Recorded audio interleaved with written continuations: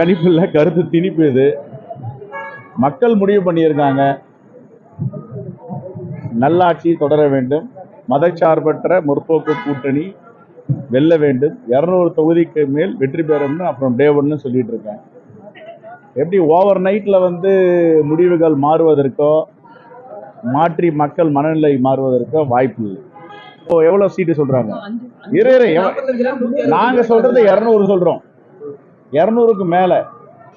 அதுதான் கருத்து திணிப்புன்னு சொல்றோம். 200 வரணுங்க. எங்க கணக்கு காங்கிரஸ் கணக்கு 200 தொகுதிக்கு மேல வெற்றி பெறும். அதான் சொல்ற திணிப்பு. என்ன 24 மணி நேரம் இருக்கு. நாளைக்கு ஒரு நாள் தானே, நாளைக்கு மறுநாள் எல்லாரும் சந்திக்க போறோம், பேசுவோம்.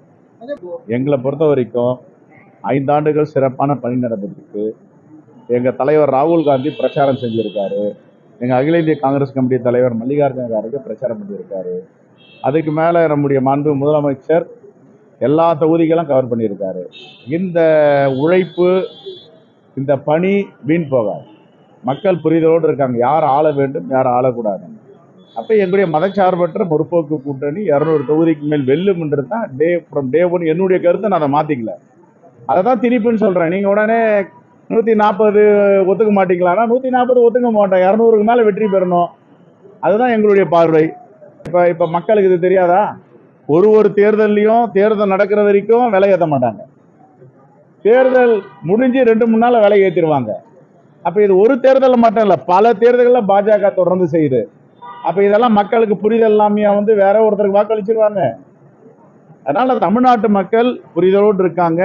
அவங்களுக்கு யாருக்கு வாக்களிக்கணும், யார் ஆளணும், யாருக்கு தமிழ்நாட்டு மண்ணில் இடமில்லைன்னு தீர்மானிச்சு வச்சிருக்காங்க. 25 தொகுதி முன்னாடி வாங்கினாங்க தேர்தலில். இப்ப 28 தொகுதி வாங்கியிருக்கோம். ஒரு ராஜ்யசபா கூடுதலா வாங்கியிருக்கோம். இது அழிவு பாதையா? சொல்லுங்க, இது அழிவு பாதையா? சரி, இதை விட்டுருங்க. நான் வர்றதுக்கு முன்னாடி 100% ஸ்ட்ரைக் ரேட் வெற்றி நாடாளுமன்றத்தில் இல்லை. நான் தலைவரான பிறகு, என்ன தலைவர் ராகுல் காந்தியோ தலைவர் மல்லிகார்ஜுன காந்தியோ நியமிச்ச பிறகு பாண்டிச்சேரி உட்பட 10க்கு 10 100% ஸ்ட்ரைக் ரேட். இது அழிவு பாதையான்றது நீங்க தான் கேட்குது. வேட்பாளர் தேர்வு பிஇசின்னு இருக்கு, பிரதேஷ் எலெக்ஷன் கமிட்டி. அதுக்கு மேல ஸ்கிரீனிங் கமிட்டி இருக்கு. ஸ்கிரீனிங் கமிட்டிக்கு மேல பிரதேஷ் எலெக்ஷன் காங்கிரஸ் கமிட்டிக்கு மேல சிஇசி சென்ட்ரல் எலெக்ஷன் கமிட்டி இருக்கு. அதுக்கு மேல தலைவர் இருக்காங்க. அவளை ஈஸியாக தலைவர்லாம் ஏமாத்திர முடியாது. கடந்த கால யார் யார் என்ன செஞ்சாங்களோ அதெல்லாம் பேசுறாங்கன்னா நான் பதில் சொல்ல. எப்பவுமே ஒரே நிமிஷம், எப்பவுமே சில மனக்குமுறல்கள் இருக்கும். வாய்ப்பு இல்லாதவங்க போராட்டம் நடத்துவாங்க. அதுக்கப்புறம் எல்லோரும் வேலை பார்த்தாங்கல்ல, எல்லோரும் வேலை பார்த்தா நம்ம வெற்றி பெற வைக்க போறாங்க.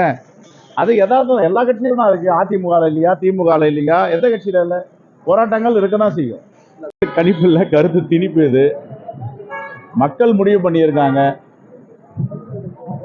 நல்லாட்சி தொடர வேண்டும், மதச்சார்பற்ற முற்போக்கு கூட்டணி வெல்ல வேண்டும், 200 தொகுதிக்கு மேல் வெற்றி பெறும்னு அப்புறம் டே ஒன்னு சொல்லிட்டு இருக்கேன். எப்படி ஓவர் நைட்ல முடிவுகள் மாறுவதற்கோ மாற்றி மக்கள் மனநிலை மாறுவதற்கோ வாய்ப்பு இல்லை. இப்போ எவ்வளவு சீட்டு சொல்றாங்க? நாங்க சொல்றது 200 சொல்றோம், 200க்கு மேல. அதுதான் கருத்து திணிப்புன்னு சொல்றோம். 200 வரணுங்க. எங்க கணக்கு காங்கிரஸ் கணக்கு 200 தொகுதிக்கு மேல வெற்றி பெறும். அதான் சொல்ற திணிப்பு. என்ன 24 மணி நேரம் இருக்கு. நாளைக்கு ஒரு நாள் தானே, நாளைக்கு மறுநாள் எல்லாரும் சந்திக்க போறோம், பேசுவோம். எங்களை பொறுத்த வரைக்கும் 5 ஆண்டுகள் சிறப்பான பணி நடந்திருக்கு. எங்க தலைவர் ராகுல் காந்தி பிரச்சாரம் செஞ்சிருக்காரு. எங்க அகில இந்திய காங்கிரஸ் கமிட்டி தலைவர் மல்லிகார்ஜுன கார்கே பிரச்சாரம் பண்ணியிருக்காரு. அதுக்கு மேல நம்முடைய மாண்பு முதலமைச்சர் எல்லா தொகுதிகளும் கவர் பண்ணியிருக்காரு. இந்த உழைப்பு, இந்த பணி வீண் போகாது. மக்கள் புரிதலோடு இருக்காங்க, யார் ஆள வேண்டும், யார் ஆளக்கூடாது. அப்ப எங்களுடைய மதச்சார்பற்ற முற்போக்கு கூட்டணி 200 தொகுதிக்கு மேல் வெல்லும்ன்றது தான் டே ஒன் என்னுடைய கருத்தை. நான் அதை மாத்திக்கல. அதை தான் திணிப்புன்னு சொல்றேன். நீங்க உடனே 140 ஒத்துக்க மாட்டீங்களான்னா 140 ஒத்துக்க மாட்டோம், 200க்கு மேல வெற்றி பெறணும். அதுதான் எங்களுடைய பார்வை. இப்ப மக்களுக்கு இது தெரியாதா? ஒரு தேர்தலையும் தேர்தல் நடக்கிற வரைக்கும் விலை ஏற்ற மாட்டாங்க. தேர்தல் முடிஞ்சு 2-3 நாள் விலை ஏற்றிடுவாங்க.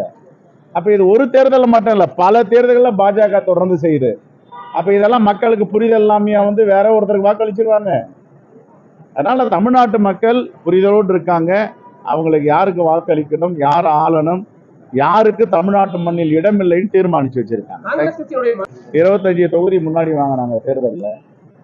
இப்ப 28 தொகுதி வாங்கியிருக்கோம். ஒரு ராஜ்யசபா கூடுதலா வாங்கியிருக்கோம். இது அழிவு பாதையா? சொல்லுங்க, இது அழிவு பாதையா? சரி, இதை விட்டுருங்க. நான் வர்றதுக்கு முன்னாடி 100% ஸ்ட்ரைக் ரேட் வெற்றி நாடாளுமன்றத்தில் இல்லை. நான் தலைவரான பிறகு, என்ன தலைவர் ராகுல் காந்தியோ தலைவர் மல்லிகார்ஜுன காந்தியோ நியமித்த பிறகு பாண்டிச்சேரி உட்பட 10க்கு 10 100% ஸ்ட்ரைக் ரேட். இது அழிவு பாதையான்றது நீங்க தான் கேட்குது. வேட்பாளர் தேர்வு பிஇசின்னு இருக்கு, பிரதேஷ் எலெக்ஷன் கமிட்டி. அதுக்கு மேல ஸ்கிரீனிங் கமிட்டி இருக்கு. ஸ்கிரீனிங் கமிட்டிக்கு மேல பிரதேஷ் எலெக்ஷன் காங்கிரஸ் கமிட்டிக்கு மேல சிஇசி சென்ட்ரல் எலெக்ஷன் கமிட்டி இருக்கு. அதுக்கு மேல தலைவர் இருக்காங்க. அவளை ஈஸியாக தலைவர்லாம் ஏமாத்திர முடியாது. கடந்த கால யார் யார் என்ன செஞ்சாங்களோ அதெல்லாம் வந்து பேசுறாங்கன்னா நான் பதில் சொல்ல. எப்பவுமே ஒரே நிமிஷம், எப்பவுமே சில மனக்குமுறல்கள் இருக்கும். வாய்ப்பு இல்லாதவங்க போராட்டம் நடத்துவாங்க. அதுக்கப்புறம் எல்லோரும் வேலை பார்த்தாங்கல்ல, எல்லோரும் வேலை பார்த்தா நம்ம வெற்றி பெற வைக்க போறாங்க. அது ஏதாவது கணிப்பு இல்லை, கருத்து திணிப்பு. இது மக்கள் முடிவு பண்ணியிருக்காங்க. நல்லாட்சி தொடர வேண்டும், மதச்சார்பற்ற முற்போக்கு கூட்டணி வெல்ல வேண்டும், 200 தொகுதிக்கு மேல் வெற்றி பெறும்னு அப்புறம் டே 1 சொல்லிட்டு இருக்கேன். எப்படி ஓவர் நைட்ல வந்து முடிவுகள் மாறுவதற்கோ மாற்றி மக்கள் மனநிலை மாறுவதற்கோ வாய்ப்பு இல்லை. இப்போ எவ்வளவு சீட்டு சொல்றாங்க? நாங்க சொல்றது 200 சொல்றோம். 200க்கு மேல.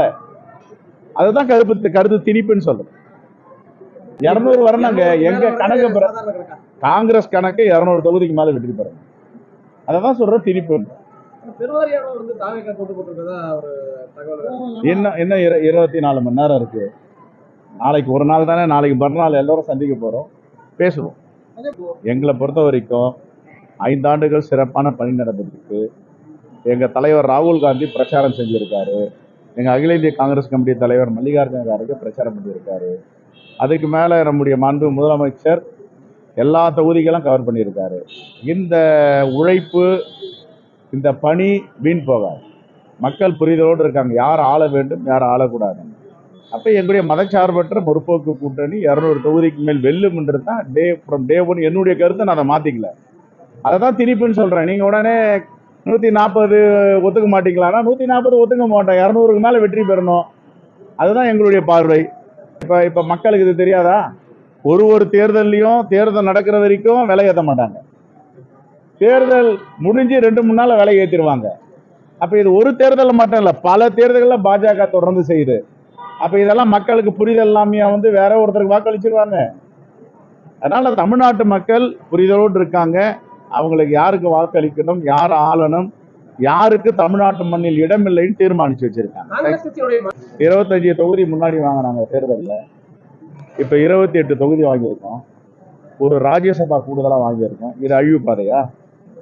சொல்லுங்க, இது அழிவு பாதையா? சரி, இதை விட்டுருங்க.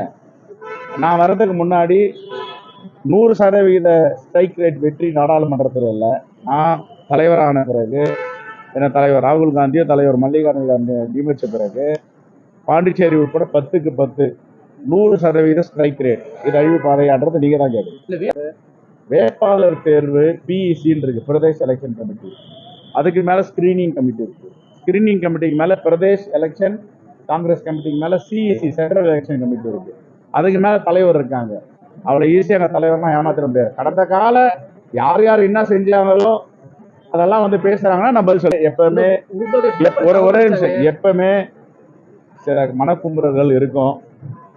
வாய்ப்பு இல்லாதவங்க போராட்டம் நடத்துவாங்க. அதுக்கப்புறம் எல்லோரும் வேலை பார்த்தாங்கல்ல, எல்லோரும் வேலை பார்த்தா நம்ம வெற்றி பெற வைக்க போறாங்க. அது எல்லா கட்சியிலும் தான் இருக்கு. அதிமுக இல்லையா, திமுக இல்லையா, எந்த கட்சியில இல்லை, போராட்டங்கள் இருக்க தான் செய்யும்.